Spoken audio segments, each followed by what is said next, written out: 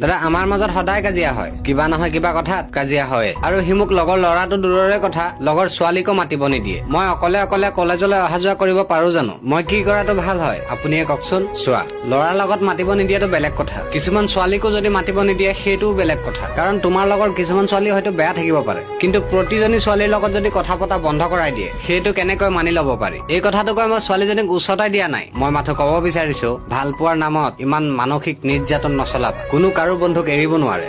কিছুমান বান্ধৱীৰ পৰা আঁতৰি থাকিব কব পাৰা, হয়তো তাইৰ সেই বান্ধৱীজনী বেয়াও হব পাৰে, কিন্তু তাৰ মানে এইটো নহয় প্ৰতিজনী ছোৱালীৰ পৰা তাই আঁতৰি থাকিব। তাই এজনী ছোৱালী, তাইক ল'ৰাৰ পৰা আঁতৰত থাকিব কব পাৰা, ল'ৰাৰ লগত বন্ধুত্ব নকৰিব কব পাৰা, কিন্তু ছোৱালীৰ লগত থাকিবলৈ তুমি মানা কৰিব নোৱাৰা। তাই ছোৱালীৰ লগত নাথাকি কাৰ লগত থাকিব? এনেকৈ ভাল পোৱাৰ নাম লৈ এজনী ছোৱালীৰ ওপৰত মানসিক নিৰ্যাতন নচলাবা। ভন্টি, তোমাক এটা কথা কওঁ, তুমি তাৰ লগত এবাৰ কথা পাতি চোৱা, যদি সি নামানে তেতিয়াহ'লে তাক বাদ দিয়া। এনেকুৱা ভাল পোৱাৰ পৰা আঁতৰত থাকা, কাৰণ এইবোৰ ভাল পোৱা নহয়, এইবোৰ হ'ল পাগল, আৰু এনেকুৱা পাগলৰ লগত কেতিয়াও সুখত থাকিব নোৱাৰা।